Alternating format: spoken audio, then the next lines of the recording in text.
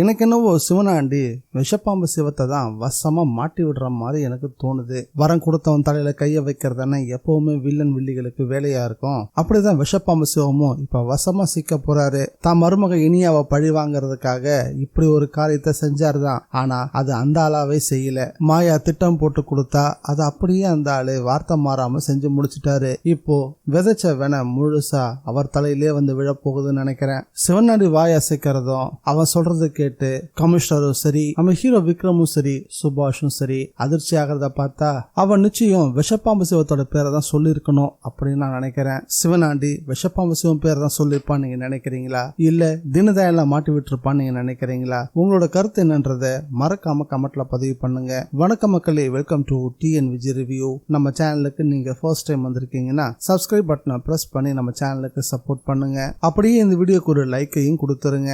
சிவனாண்டி இத மாயா சொல்லிதான் செய்யறானா இல்ல அவனாவே செய்யறானான்றது தெரியல. ஆனா இந்த விஷயத்துல விஷப்பாம்பு சிவத்தை கொண்டு வந்துட்டா விஷப்பாம்பு சிவம் கழுவுற மீன்ல நழுவுற மீன் தான் மாட்டிக்க கூடாது அப்படின்னு மாயாவை பத்தி எல்லா தகவல்களையும் சொல்றதுக்கு அதிகமான வாய்ப்புகள் இருக்கு. சிவனாண்டி மாயாவை காப்பாத்தறத நினைச்சுக்கிட்டு இப்படி ஒரு முட்டாள்தனமான காரியத்தை பண்றானோ அப்படின்னு தோணுது. அப்படி மட்டும் சிவனாண்டி பண்ணிட்டானா மாயா தான் எல்லா பிரச்சனைகளுக்கும் பின்புலமா இருக்கா அப்படின்ற விஷயம் எல்லாருக்குமே தெரிய வந்துடும். குறிப்பா விக்ரமுக்கும் இனியாவுக்கும் தெரிய வந்துடும். ஏற்கனவே விக்ரம் மாயா மேல சரியான கோவத்துல இருக்காரு. இது எல்லாத்தையும் மாயா தான் பண்ணிருப்பான்ற விஷயம் விக்ரமுக்கு தெரிய வரும்போது மாயாவோட உண்மையான உள்நோக்கம் என்னன்றத அவர் சுலபமா கண்டுபிடிச்சிருவாரு. இதே விஷயம் இனியாவுக்கு தெரிய வரும்போது இனியா பழைய விஷயங்கள் எல்லாத்தையும் விக்ரம் கிட்ட சொல்ல வேண்டியதா இருக்கும். அப்போ இனியாவுக்கும் மாயாவுக்கும் ஏற்கனவே நட்பு இருக்குது. அத மாயா தான் தப்பா மிஸ்யூஸ் பண்ணிட்டா.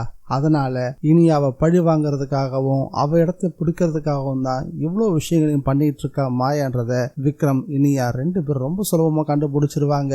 அவங்களுக்கு மட்டும் விஷயம் தெரிஞ்சிருச்சுன்னா மாயாவை அடக்கி ஒடுக்கி வைக்கிறது ரொம்பவே சுலபம். அவ நினைச்ச மாதிரிலாம் வீட்டுக்குள்ள நுழையவே முடியாது. இப்ப வரைக்கும் மாயா போட்டுக்கிட்டு இருக்க திட்டம் எப்படியாவது விக்ரமோட வீட்டுக்குள்ள நுழையணும். அப்படி அவ நுழையிறது இனியாவுக்கு தெரிய வருமா இல்ல தெரிய வராமலே போயிடுமான்றது மிகப்பெரிய ஆச்சரியக்குறி. ஆனா அவ வீட்டுக்குள்ள நுழையிறதுக்கு நுழைவாயிலா இருக்க வேண்டிய விஷவல்லிய இப்போ இனியா கட்டங்கட்டு தூக்க போறாங்க. அவ எப்படி இருந்தாலும் நிச்சயம் வீட்டை விட்டு வெளியே போயிடுவா. மாயா விஷவல்லிய வச்சுதான் நிறைய விஷயங்களை செய்யணும் அப்படின்னு ரொம்ப ஆர்வமா காத்துக்கிட்டு இருக்கா. குறிப்பா யாழினியோடைய நிம்மதியை கெடுக்கணும், இனியாவோட நிம்மதியை கெடுக்கணும் அப்படின்றதான் அவருடைய மிக முக்கியமான குறிக்கோள். அதுக்கு விஷவள்ளி வீட்டுக்குள்ள இருக்கணும்ல.